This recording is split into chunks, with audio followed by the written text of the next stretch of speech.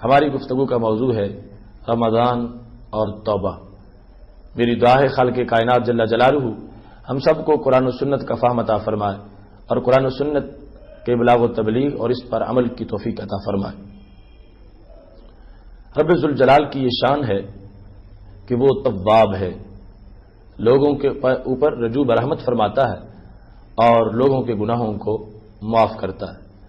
یہ شان اس کی ہمیشہ سے ہے، ہمیشہ رہے گی۔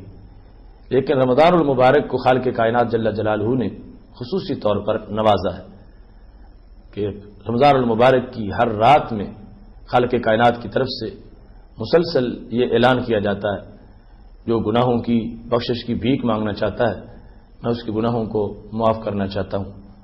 ہے کوئی ایسا جو اپنے گناہ بخشوانا چاہے؟ رب ذوالجلال کے خصوصی کرم نے رمضان المبارک کو ایسا ماحول دیا کہ اسے موسم توبہ بھی کہا جا سکتا ہے۔ اسی وجہ سے مغفرت کے بعد اب جہنم سے آزادی کا اشرہ ہے۔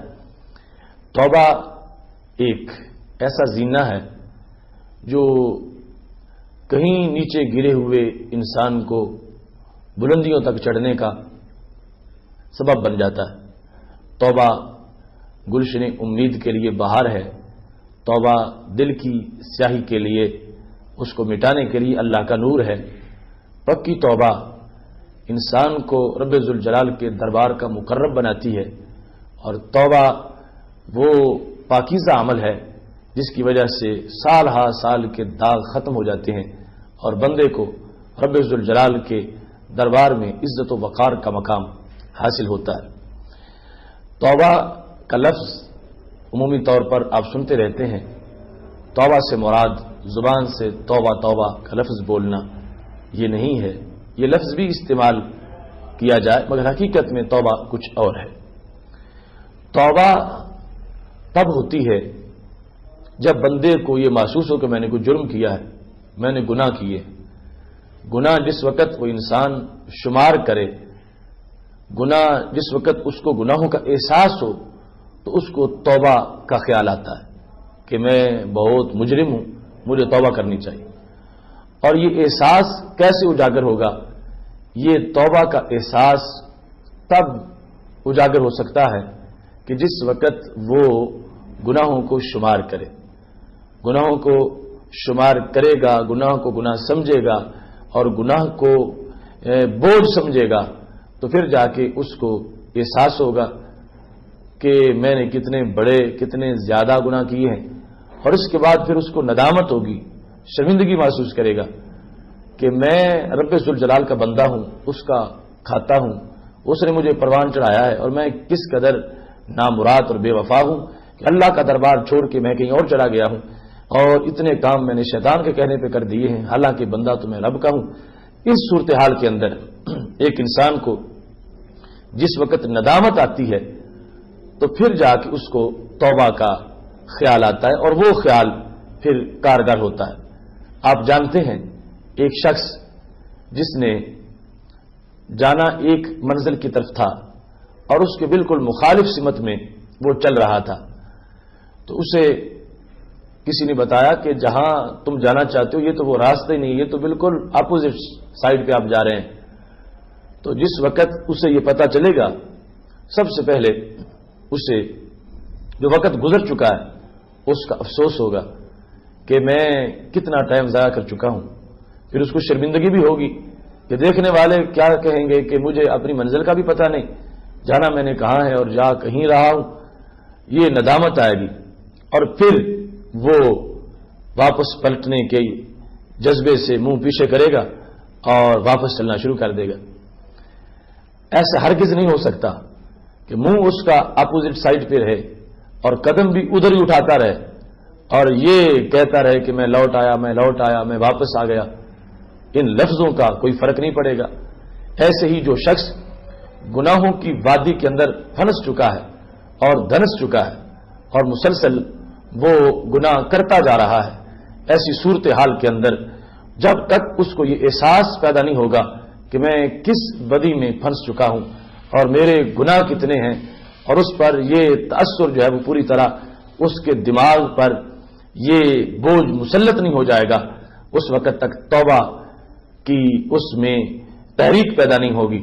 اور اس کے ساتھ ہی توبہ کی تحریک جو ہے اس کو پیدا کرنے کے لحاظ سے جس وقت وہ گناہوں کو شمار کرے گا اس کو افسوس ہوگا اور پھر واپس پلٹے گا تو اس کو کہیں گے توبہ. جیسے وہ جو مخالف سمت میں جا رہا تھا اور مخالف سمت میں جاتے جاتے اور چلتے چلتے اگر وہ یہ کہتا ہے میں واپس لوٹا میں باز آیا، اس کا کوئی اثر نہیں پڑے گا.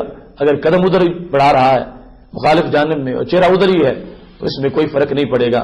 جب وہ واپس لوٹے گا منظر کی طرف چلے گا تو پھر جا کے اسے وہ پتہ چلے گا کہ یہ شخص واقعی شرمندہ ہے اور یہ توبہ کر رہا. اس واسطے معزز ناظرین آج لفظ توبہ کا استعمال بھی ہمارے لیے بے معنی ہوتا جا رہا ہے کہ اس کا جو پس منظر ہے، اس کی جو تمہید ہے اور اس سے پہلے جو امور ہیں وہ چونکہ ذہن میں نہیں ہوتے، اس بنیاد پر ہمیں لفظ توبہ کے حقیقی ثمرات جو ہیں توبہ کے وہ میسر نہیں آتے.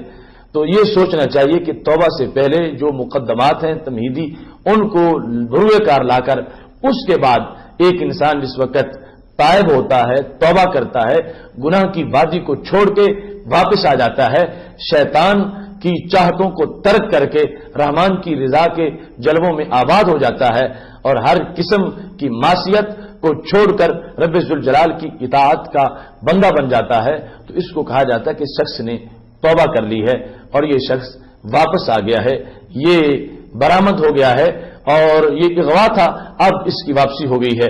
لیکن اگر اسی کا انداز وہی گناہوں والا رہے اور زبان سے توبہ بھی کرے، جو کچھ کرتا رہے، اس کا کوئی فائدہ اس کو نہیں ہوگا.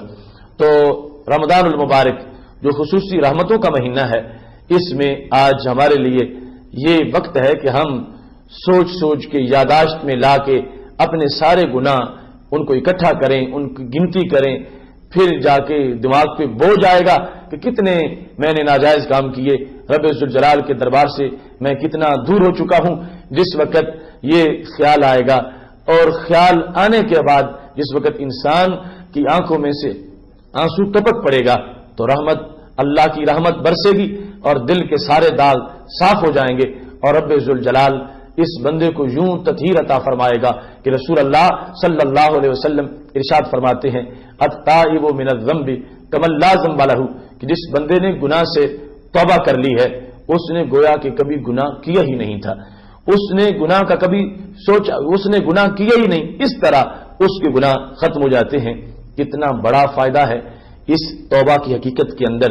اور پھر آج ہمیں بھرپور طریقے سے اس حدیث شریف کے مطابق جو رسول اللہ صلی اللہ علیہ وسلم نے توبہ کا سلیبس ہمیں دیا ہے اس کو سامنے رکھتے ہوئے ہمیں ایک کام کرنا چاہیے. روزانہ کے جو ہمارے معمولات ہیں ان میں ہم یہ شمار کریں کہ ہم نے اللہ کو خوش کرنے کے کام کتنے کیے، اللہ کو ناراض کام کرنے کے کام کتنے کیے، یا سال بھر ہم سے کیا ہوتا رہا، دن کیسے گزرا، رات کیسے گزری. یہ ساری چیزیں جس وقت ان کو اکٹھا کیا جائے گا تو پھر جا کے ایک پکی توبہ کی کیفیت کی امید کی جا سکتی ہے. رسول اللہ صلی اللہ علیہ وسلم یہ ارشاد فرماتے ہیں المؤمن یری ذنوبہ کأنہ قاعد تحت جبل یخاف ان یقع علیہ. مومن گناہوں کو ایک بوجھ سمجھتا ہے اور گناہوں کو پہاڑ سمجھتا ہے اور یہ سمجھتا ہے کہ جو مجھ سے گناہ ہو گیا یہ پہاڑ ہے اور مجھ پہ گر رہا ہے اور مومن نیچے جکڑا ہوا پڑا ہے، دوڑ سکتا نہیں.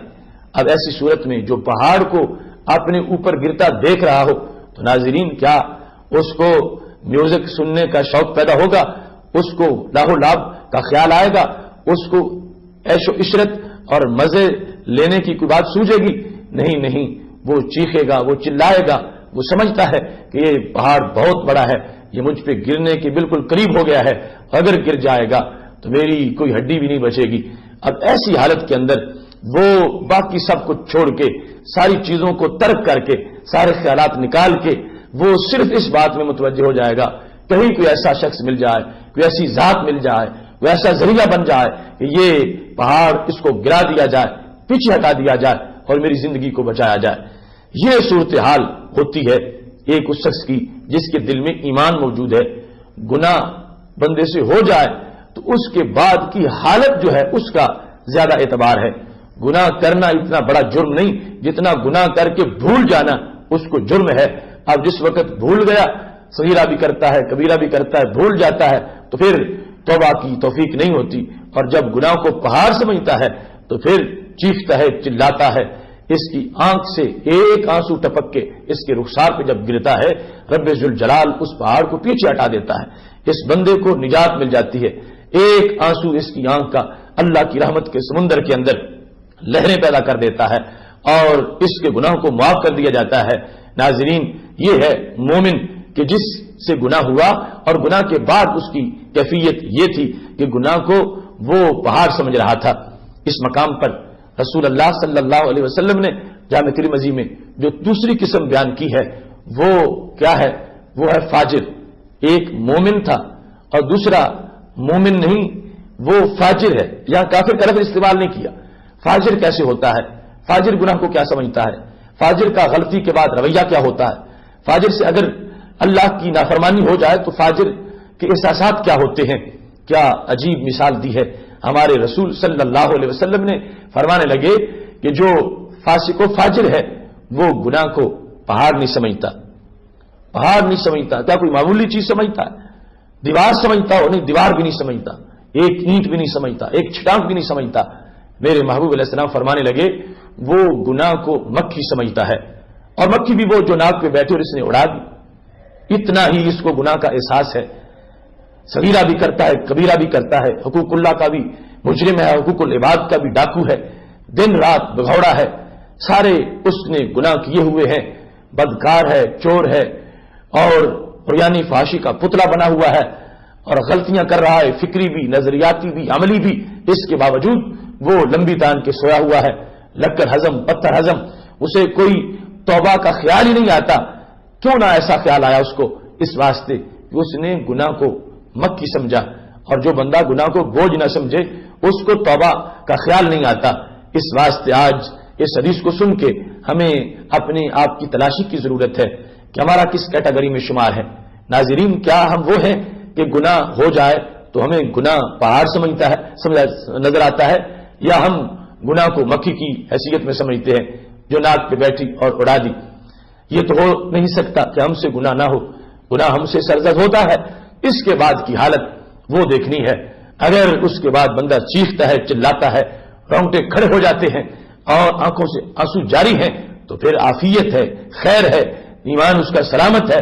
جب یہ چیخے گا، چلائے گا اور آنسو بہہ نکلیں گے اور توبہ پکی ہو جائے گی تو شیطان کی چیخیں نکل جائیں گی کہ یہ میں نے اچھا اس سے گناہ کرایا، یہ تو گناہ کے بعد پہلے سے کہیں زیادہ ستھرا ہو گیا ہے. اور دوسری طرف ایک فاسق و فاجر ہے جس کے نزدیک گناہ کا کوئی بوجھ ہی نہیں. گناہ کو وہ اپنے لیے سمجھتے کچھ نہیں، گناہ کرتا ہے اور اس کے بعد اس کو کوئی اس کا وزن نہیں سمجھتا، بوجھ نہیں سمجھتا. آج عمومی طور پر مسلم امہ میں جو نوستیں آ گئی ہیں اس کا سبب یہی ہے کہ جو مومن کا شعار ہونا چاہیے تھا وہ ختم ہوتا جا رہا ہے. آج در توبہ پہ دستک دینے کے لیے دل سے کتنے لوگ تیار ہیں.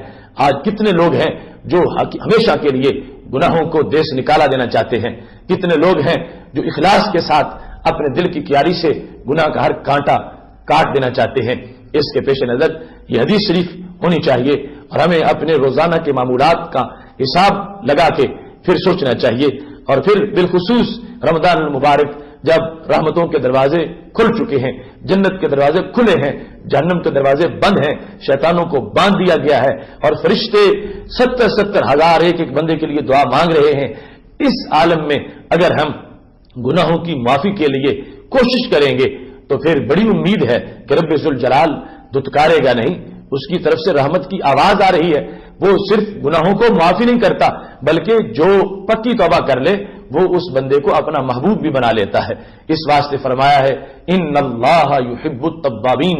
قرآن مجید میں رب ذوالجلال کا ارشاد ہے بے شک خالق کائنات جل جلالہ توبہ کرنے والوں سے پیار کرتا ہے. اس سے مراد وہ ہے جو توبہ کرے اور پکی توبہ کرے. رات کو بادہ پیا اور صبح کو توبہ کر لی، رند کے رند رہے، ہاتھ سے جنت نہ گئی، ایسا معاملہ نہیں ہونا چاہیے. جس وقت پکی توبہ ایک انسان کر لیتا ہے اس کے گناہ جھڑ جاتے ہیں اور اسے رب ذوالجلال اپنا محبوب بنا لیتا ہے، اسے اللہ پیار کرنا شروع کر دیتا ہے. اور اس مقام پر یہ بات بڑی قابل غور ہے کہ آج توبہ کو بھی معاذ اللہ مذاق بنایا جا رہا ہے۔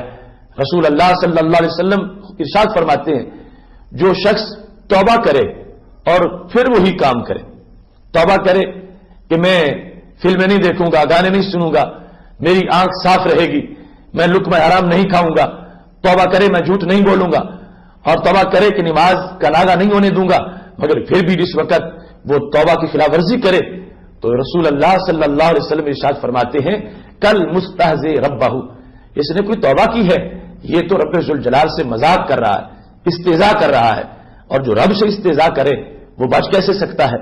کتنا سخت معاملہ ہے توبہ کا، اس واسطے یہ سعادت بڑی ہے، فائدہ اس میں بہت ہے، اور اگر اس کے اندر بھی بے احتیاطی ہوگی تو پھر گرفت بھی بہت بڑی ہوگی۔ رب ذوالجلال کے ساتھ مذاق کرنے والا کتنا بڑا مجرم ہوتا، ایسے توبہ کر کے جو توڑنے والا ہے وہ کتنا بڑا مجرم ہوگا۔ میرے بھائیوں، آج رمضان المبارک کے ان لمحات میں توبہ کی حقیقت کو سمجھتے ہوئے علاج ہمارے پاس موجود ہے، ہمارے اندر وہ علاج ہے جس سے گناہ دھل سکتے ہیں، دل ستھرا ہو سکتا ہے، آلودگی مٹ سکتی ہے۔ رسول اللہ صلی اللہ علیہ وسلم ارشاد فرماتے ہیں ما من عبد مؤمن یخرج من عینیہ دموع وان کان مثل راس الذباب ثم یصیب شیئا من حر وجهه الا حرم اللہ وجهه على النار۔ فرمایا جس وقت رب ذوالجلال کے ڈر سے ایک بندے کی آنکھ سے آنسو ٹپکے اور اس کے رخسار پہ جا گرے، فرمایا اگرچہ وہ بہت بڑا آنسو نہ ہو، چھوٹا سا آنسو ہو، کتنا چھوٹا سا، مکھی کے سر جتنا ہو، آنکھ سے ٹپک کر رخسار پہ جا گرے، اتنا چھوٹا سا آنسو، تو کیا ہوگا؟ رسول اللہ صلی اللہ علیہ وسلم ارشاد فرماتے ہیں خالق کائنات جل جلالہ اس بندے کو جہنم پہ حرام فرما دے گا، اس کے چہرے کو جہنم میں نہیں جانے دے گا، رب ذوالجلال اس کو جنت دے گا۔ ایک آنسو ریا کا نہ ہو، دکھلاوے کا نہ ہو، صرف اللہ سے خوف کا ہو، اللہ سے ڈر کی وجہ سے، اللہ کی محبت میں جس وقت وہ آنسو ٹپکا ہے آنکھ سے، اس نے آگے جا کر بندے کے رخسار کو وہ نور دیا ہے کہ جس کی وجہ سے اس بندے کو جہنم سے دور کر دیا گیا ہے، گناہ بخش دیے گئے ہیں، اور اس بندے کو جنت کا وارث بنا دیا گیا ہے۔ یہ رمضان ہے، دلوں کے اندر نرمی ہے، تقویٰ کی بارش ہے، ابر کرم برس رہا ہے، رحمت کے 10 دن گزرے، دل نرم ہوا، مغفرت کے 10 دن پورے ہو گئے، دل کے اندر مزید صلاحیتیں پیدا ہو گئیں۔ اب جو گناہ تھے، بدی تھی، وہ ان کا اثر بالکل کچا ہو گیا ہے، جو جمے ہوئے داغ تھے دل پر وہ بالکل اب کچے ہیں اور تیرتے پھر رہے ہیں۔ تھوڑے سے ابر کرم کی ضرورت ہے، آنکھ رو پڑے اور بالخصوص تنہائی میں بیٹھ کر اپنے گناہوں کو یاد کر کے رب ذوالجلال کے خوف کو سامنے رکھتے ہوئے جو بندہ رو پڑتا ہے تو وہ گناہ دھل جاتے ہیں جن کی وجہ سے دل آلودہ ہوتا ہے۔ آج کا ماحول جو توبہ کا ماحول ہے ہم سے یہ تقاضا کر رہا ہے، رب ذوالجلال کی رحمتیں تو ہمیشہ ہیں، اور آج اس رمضان میں اور رمضان کے ماحول میں ہمیشہ ایسی برکتیں ہوتی ہیں۔ وہ رب تو اب بھی فرما رہا ہے من تقرب منی شبرا تقربت منہ ذراعا، فرمایا جو ایک بالشت میرے قریب ہوا میں ایک ہاتھ اس کے قریب ہو گیا، ومن تقرب منی ذراعا تقربت منہ باعا، جو ایک ہاتھ میرے قریب ہوا میں 2 ہاتھ اس کے قریب ہو گیا، ومن اتانی یمشی اتیت ہرولا، جو میرے پاس پیدل چل کے آیا میں اس کی طرف دوڑ کے چلا گیا۔ اب دیکھنا خالق کائنات جل جلالہ کتنا رحیم ہے، کتنا رحمان ہے، بندوں کو بخشنا اور بندوں پہ رحم کرنا اس کی کتنی بڑی شان ہے۔ ایک شخص جو رب کے دربار سے باغی ہو کے نکل گیا تھا، سرکش بن گیا تھا، شریعت مطہرہ کی پابندی نہیں کرتا تھا، اب وہ دور چلا گیا، رب ذوالجلال نے اسے اپنی طرف دعوت دی، بلایا، یہ بھی تو رب کا کرم ہے۔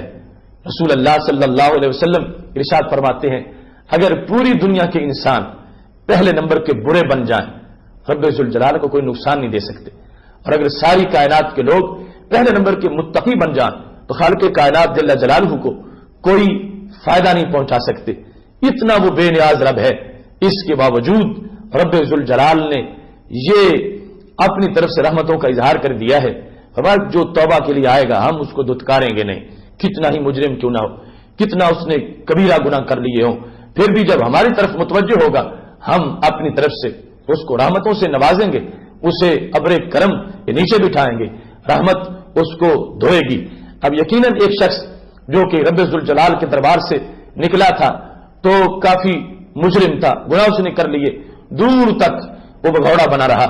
اب جس وقت توبہ کا خیال آتا ہے تو وہ سوچتا ہے کہ رب ذوالجلال کے دربار میں تو میری جگہ نہیں ہوگی، کیونکہ وہ دربار ہے بڑے پاک لوگوں کا دربار، وہاں پاک جانیں قبول ہوتی ہیں، پاک لوگ قبول ہوتے ہیں، اور میں تو گندا ہی بڑا ہوں.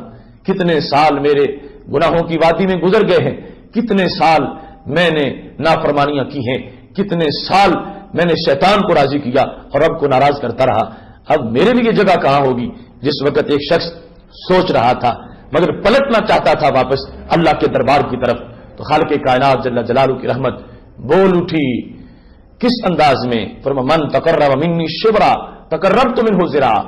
جو ایک بلشت میرے قریب ہوتا ہے میں تو ایک گز اس کے قریب ہوتا ہوں، ایک ہاتھ اس کے قریب ہوتا ہوں، اور جو ایک ہاتھ میرے قریب ہو میں 2 ہاتھ اس کے قریب ہوتا ہوں. ومن اتانی یمشی اتیت ہرولا. جو پیدل چل کے آئے گا میں اس کی طرف دوڑ کے جاؤں. اب یہ اللہ کا فضل ہے، ہم تو مائل بکرم ہیں، کوئی سائل ہی نہیں، راہ دکھلائیں کسے، کوئی راہرو منزل ہی نہیں.